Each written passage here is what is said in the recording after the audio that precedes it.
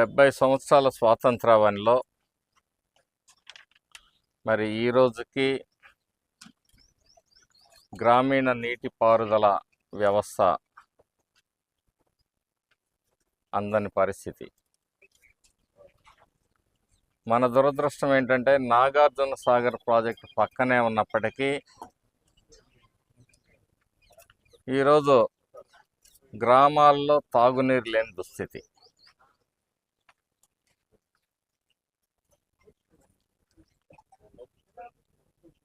ఈ దుస్థితి నుంచి ప్రజల్ని కాపాడాలి అనే ఒక బృహత్తరమైన ఆలోచనతోటి గౌరవ ప్రధాని నరేంద్ర మోడీ గారు 60% కేంద్రం నిధులు ఇస్తే 40% రాష్ట్రాలను భరించమని చెప్పేసి గత 7 సంవత్సరాల క్రితమే మరి జలజీవన్ మిషన్ కార్యక్రమాన్ని తీసుకొని వస్తే గత పాలకుల నిర్లక్ష్యం, అసమర్థ రాజకీయ విధానాలు, ప్రజా సంక్షేమం పట్ల నిర్లిప్తత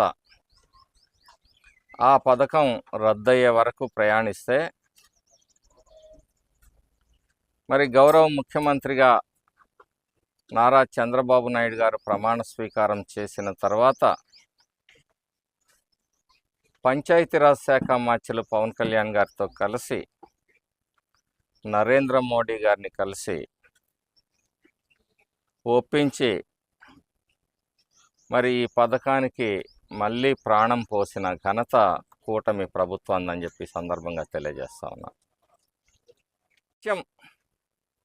ఏదో ఒక రకమైన విధ్వంసం చేయాలి ఈ రాష్ట్రంలో అనే ఒక ఆలోచనతోటి వైసీపీ నాయకులు పనిచేస్తూ ఉన్నారు.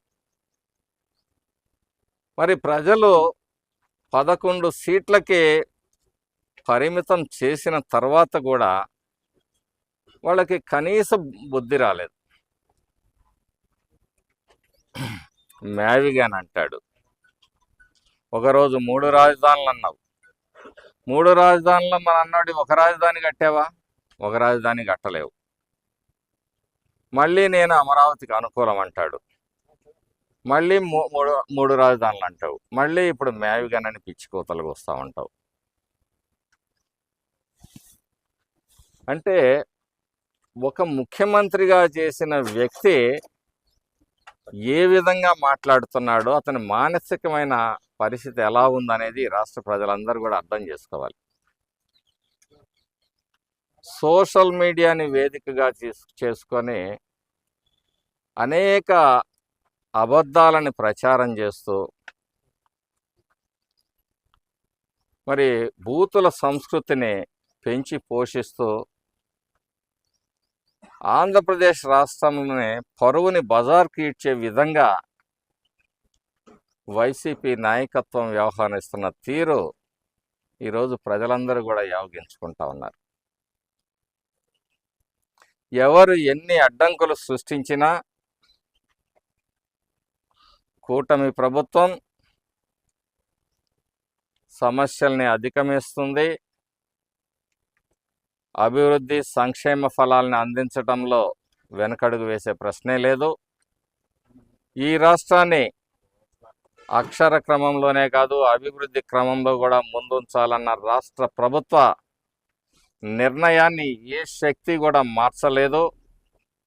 దానికి ఉదాహరణే ఈరోజు దేశంలో 100 రూపాయలు పెట్టుబడి వస్తే 25 రూపాయలు మరి ఆంధ్ర రాష్ట్రానికి పెట్టుబడులుగా వస్తున్నాయి అంటే చంద్రబాబు నాయుడు గారి నాయకత్వం, వారి పరిపాలన మీద ఉన్న నమ్మకం, అది జాతీయంగానే కాదు అంతర్జాతీయంగా కూడా వారిపైన ఉన్న నమ్మకం అన్నమాట.